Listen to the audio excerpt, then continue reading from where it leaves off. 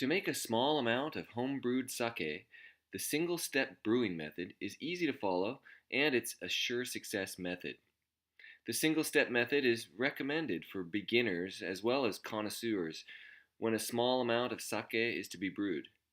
The single-step method can be applied to a large amount of brewing by simply multiplying the quantity of ingredients by the same ratio. Materials. Item 1. Any short-grain rice sold in a Japanese grocery store can be used. However, the most economical and high-quality rice is rice produced in California. For example, Hokuho rice, that's Hokuho, or California Rose, which are available in a Japanese or Chinese grocery store. Item 2. Koji, Koji, is the most essential ingredient for making sake. The easiest way of obtaining it is to get a koji brand named Miyako, that's Miyako, at a Japanese grocery store, or by ordering it on the internet. For a larger amount, we recommend to make it at home. More details for making koji will be available in another video, or in the book titled Handbook of Making Sake, Shochu, Koji, Amazake, Miso, Natto, Mirin, and More by Shoichiro Nakamura, available in Amazon.com. Item 3. Tap water may be used, but it's better to use bottled spring or distilled water sold in grocery stores. Item 4. A small amount of lactic acid is used to prevent spoiling during the brewing, particularly in the hot season, but it can be substituted by lemon juice. Item 5. Yeast is essential. Special yeast cultivated just for making sake is used by sake brewers in Japan. However, they're not available to non-professional brewers.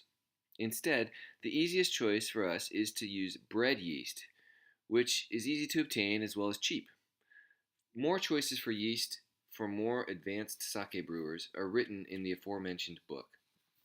You'll need a little bit of equipment for sake brewing, including a half-gallon wide-mouth plastic jar with lid, a steam cooker, a bowl to soak the rice, and a strainer or wire or bamboo to drain water from the rice.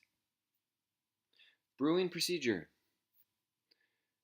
First, wash the rice well and soak it in ample water for about 30 minutes in a bowl.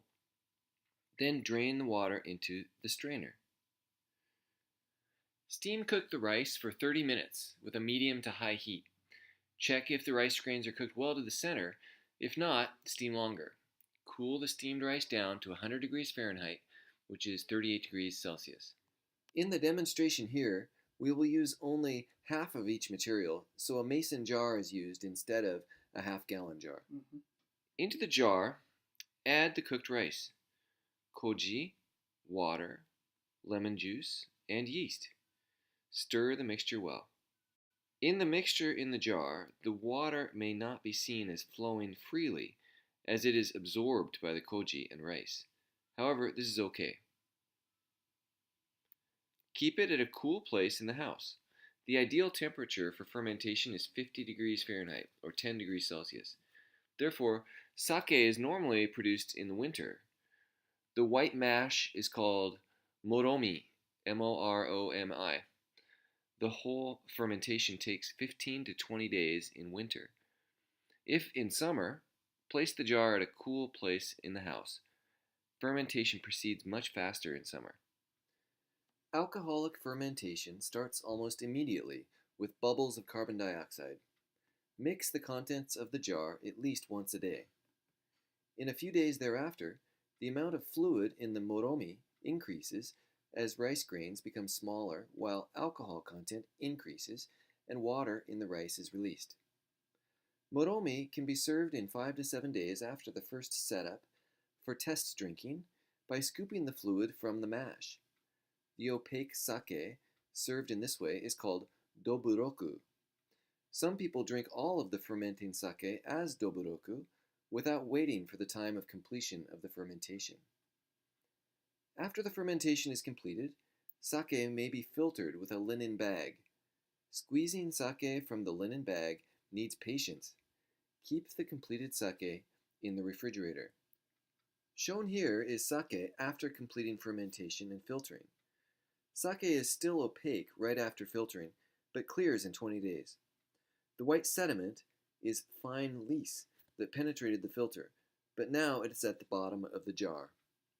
The color of home-brewed sake is light amber by nature, while commercial sakes are colorless because they filter the sake with activated charcoal.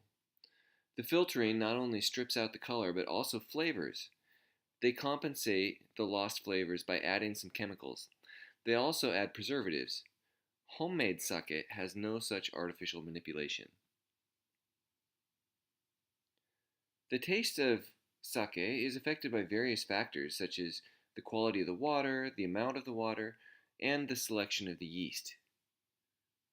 For more information on the effects of selecting different materials in the brewing of sake, read The Handbook of Making Sake, Shochu, Koji, Amazake, Miso, Natto, Mirin, and more, available at Amazon.com.